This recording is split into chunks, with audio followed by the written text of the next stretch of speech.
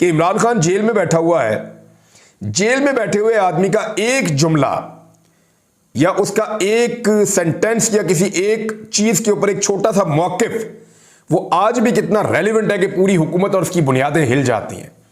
मुल्क का पूरा निजाम लड़स जाता है उस आदमी के एक जुमला बोलने पर या एक मौकिफ लेने के ऊपर।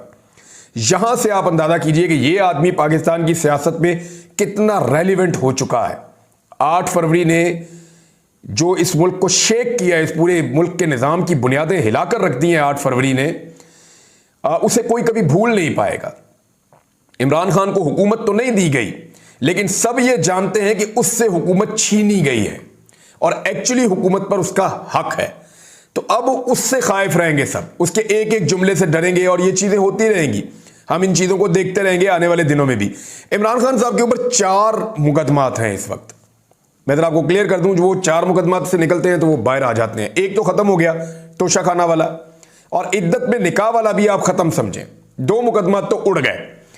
अलकादर ट्रस्ट वाले मुकदमे में मैं आपको एक चीज बताना चाहता हूं। उसके अंदर एक स्टेटमेंट है जो बैरिस्टर गौर साहब ने दिया है, और क्योंकि वो इन केसेस को देख रहे हैं तो उन्होंने कहा कि 190 मिलियन पाउंड में जो केस बनाया गया अलकादर ट्रस्ट का, इसमें गवाहान ने तस्लीम किया है कि चेयरमैन पाकिस्तान तहरीक इंसाफ जो बानी पीटीआई है इमरान खान साहब और बुशरा बीबी, इन्होंने कोई फायदा नहीं लिया।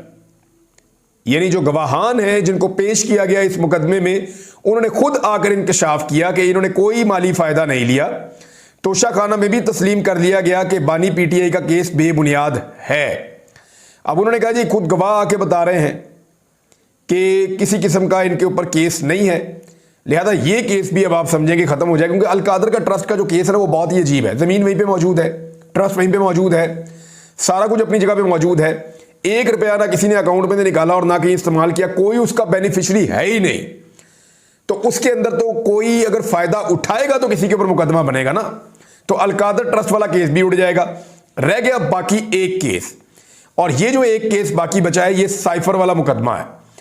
इसकी जो कल समाअत हुई है, आज दोबारा समाअत होनी है इसके बारे में। Chief justice Islamabad high court ने कहा कि हम चाहते हैं कि इसको आज के दिन में मुकम्मल कर दें। जो आज वाला दिन आप सुन रहे हैं अभी वीलॉग, इसी दिन की मैं बात कर रहा हूं कि वो चाह रहे हैं कि आज के दिन में इसको मुकम्मल कर लें, फिर बाद में इसके ऊपर फैसला महफूज होगा और फैसला सुना दिया जाएगा।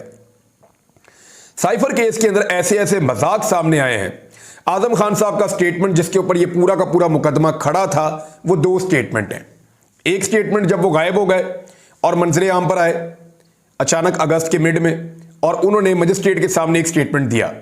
दूसरा स्टेटमेंट उन्होंने वो वाला दिया जो वो अदालत में इमरान खान साहब की मौजूदगी में उन्होंने एक स्टेटमेंट दिया अडियाला जेल में, जिसपे इमरान खान साहब ने उनको एक थपकी भी दी थी। इन दोनों स्टेटमेंट्स के अंदर फर्क है। एक गवाह के जब 2 बयानात के अंदर फर्क है, और दूसरा बयान उन्होंने अदालत के रूबरू उस वक्त दिया जब वहां पे मुल्जिम इमरान खान और बाकी लोग शाह महमूद कुरैशी साहब वगैरह मौजूद थे। और फिर इसके अंदर और बहुत सारी ट्रायल के अंदर जो है वो कबाहतें हैं, बहुत सारी जल्दबाजियां हैं, बहुत सारी गलतियां हैं, बहुत सारी उजलत है। वो एक एक करके सारी चीज़ें सामने आ रही हैं। और सलमान सफदर साहब को जिस तरह उन्होंने ये मुकदमा लड़ा है, यानी मेरे ख्याल में सलमान सफदर साहब ने बहुत बड़े बड़े मुकदमात लड़े होंगे अपनी लाइफ में, बड़े मकबूल वकील हैं, पाकिस्तान के जो टॉप के चंद वकला हैं उनमें इनका शुमार होता है, बड़े शानदार वकील हैं। लेकिन उन्होंने जो अपनी वकालत की एक एक्सट्रीम है वो इस केस के अंदर अप्लाई की है साइफर वाले मुकदमे में, और जैसे उन्होंने इस केस को उड़ाकर रख दिया है, मुझे नहीं लगता कि अदालत किसी भी सूरत इमरान खान साहब को इसमें सजा दे सकती है।